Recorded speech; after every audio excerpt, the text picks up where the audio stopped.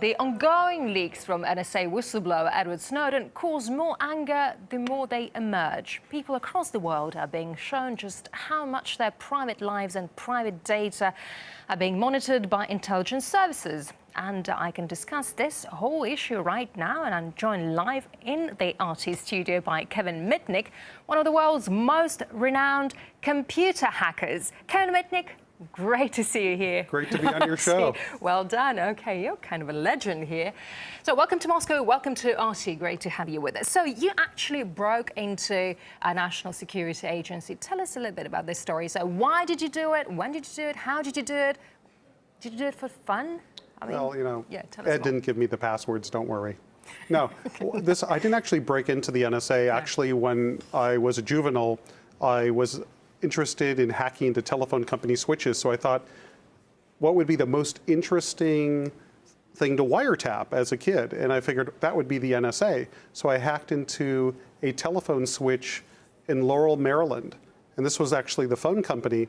And then I was able, through hacking that switch, to be able to intercept an ongoing call between somebody in the National Security Agency. But I only wanted to see if I could do it. So as soon as I heard conversation, it was some man and woman talking, yeah. I listened for like 5-10 seconds, and then I hung up and never did it again.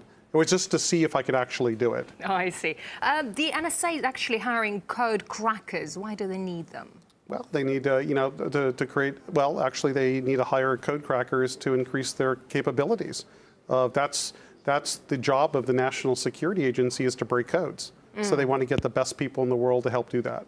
And according to Edward Snowden, now we can call this name, so according to Edward Snowden's revelations, emails, phone calls, messages are all being tracked. So how far can the government go? I think they have access to everything, at least in the United States, and probably Great Britain. I believe they have access to everything because they basically could intercept all the packets going through the backbone of everything. And now there's been some revelations that they've been pretty resourceful at breaking crypto. So now I think they have access to a ton of stuff. I believe it's all about, as Scott McNeely said, I think about 15 years ago, you have no privacy, get over it. And that was the ex-CEO of Sun Microsystems. And I think that quote really holds true today. You went to jail for some high-profile hacking, right? Do you think the government is still tracking you after all these years? Maybe only the Russian government, since I'm here in Moscow. No, I doubt it. You know, something comes up where they think that I could have some involvement, maybe, but you know, I'm on the other side. You know, I help companies protect their systems. Companies actually, you know, I still hack today every day. Companies actually hire me to break into their systems, to find their vulnerabilities, so I could tell them what the vulnerabilities are so they could fix them. So it's kind of like Pablo Escobar becoming a pharmacist. Let's now go back to the Snowden revelations. How do these leaks affect America's national security? Well, it probably it's very damaging, right? Because this was, it was kind of like how I felt, and a lot of colleagues in the information security world felt. We already felt this was already being done, but there was actually no confirmation. But now there's definite confirmation, and now that the cat is out of the bag, it surely damages national security, because now our adversaries, now potentially terrorists, know our methods of operation, or at least have it confirmed, so now they could change the way they communicate. And how damaging are they? And talking about Edward Snowden as a person, I mean, is he a traitor or a hero from your point of view? I think he's a whistleblower. You know, I don't look at him as a traitor. I'm actually glad that he revealed what the National Security Agency was doing, at least against Americans, by violating our constitutional rights to privacy. But I do think, you know, I have some mixed feelings that he did cross the line when he revealed NSA operations that we have against other countries, because as we all know, all countries spy on each other. So no matter who goes rogue, you know, when they start publicizing operations against other countries, like for example, if an FSB agent went rogue and the FSB was doing an operation in Afghanistan, and he published it, it would be bad for Russia. So, you know, so I think, you know, I have mixed feelings about it, but I wouldn't classify him as a traitor in my mind. I see. And actually, you've got hundreds of people were reading your Twitter, and all the questions, we've received loads of questions, hashtagged Ask Mitnick. So oh, that's interesting. That's very interesting indeed. So I won't be able to ask them all right now, but make sure when you get home, just read them all and well, that's exactly reply what I to plan all to do those my day in people. Moscow, was answer Twitter questions, but I'll be happy to do it here. Sure, but of course, the most popular one is, how can citizens protect their data and communications while still using popular corporate software and services? Well, it's pretty scary, because if you now with the revelations of Snowden, that allegedly the NSA has approached and partnered with a lot of companies to develop security software, that develop VPN technology. They might have intentionally weakened this technology so they could intercept communications. But an average citizen, probably, if they're not a terrorist, they really are not concerned about an intelligence agency intercepting communications, but more a criminal organization. So the first thing I'd recommend to the average person on the street is use, whenever you're out in the public, or in a hotel, like I'm in a hotel in Moscow, or using public Wi-Fi, is use a VPN service.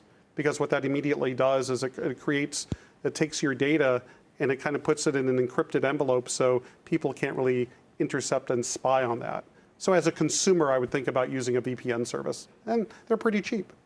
And VPN stands for Virtual Private Network. Yeah, and actually anything basically can be hacked. What do you think? Everything can be hacked if your adversary has enough time, money, and resources. And of course, intelligence agencies have unlimited budgets. Is there any way to stop hackers, like make strict laws or department that will follow such people?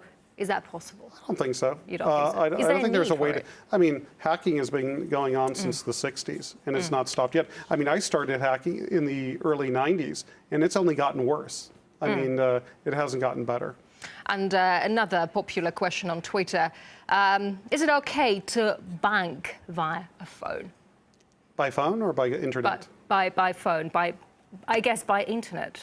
Yeah, I presume it says by phone. Well, I look at it this way, like, using my credit card over the internet, I do it all the time, and at least I don't really care if somebody steals my credit card number. You know why? Because at least in America, if there's any fraud on my account, I just simply call the bank and they take the charge off. I have to basically sign a letter, an affidavit that it wasn't me, and the problem goes away. Now, in some countries that might be different, where the consumer has the burden of proof, then I'd be a little bit concerned. But it's really, where does the liability lie? Does it lie with the consumer? Does it lie with the merchant? Does it lie with the bank? And also, one of our viewers is asking, what are your views regarding the phone Touch ID feature? It's a more specific one. Oh, from Apple. Oh, yeah, that's where they get your fingerprints.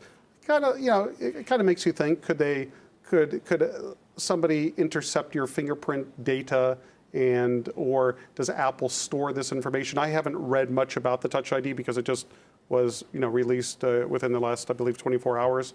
But it kind of makes you think about, well, wow, with all this stuff going on, all the revelations of Snowden, now Apple is getting your fingerprint.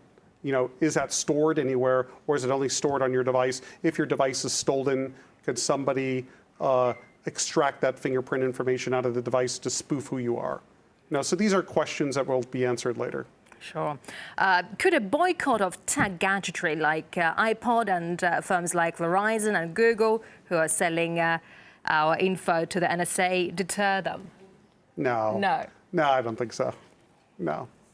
I mean, this is like the form of hacktivism where you have, a group of individuals, whether it's like Lulzsec or Anonymous, and they break into stuff and they try to get the media to cover the message they want to send. But at the end of the day, it really doesn't change behavior of a government agency or a company. Basically, they go out and try to prosecute the guys. The thing that I have seen change, and I wouldn't call Snowden an activist, I'd call him a whistleblower, is because of his exposures of what the government has really been doing. Then now that's created change and debate and stuff like that. So that's the only time I've really seen it. Interesting. Actually, Julian Assange states that NSA spying on citizens is just the tip of the iceberg. So, maybe what he's alluding to is the spying on heads of state. No, I remember years ago when there was a hack into Vodafone in Greece, and some unknown foreign nationals were allegedly spying on heads of state in Greece. And now, that in my mind like flashes back to this incident. Now there's some information coming out that our own national security agency might be spying on heads of state. So maybe that's what he's talking about. Okay.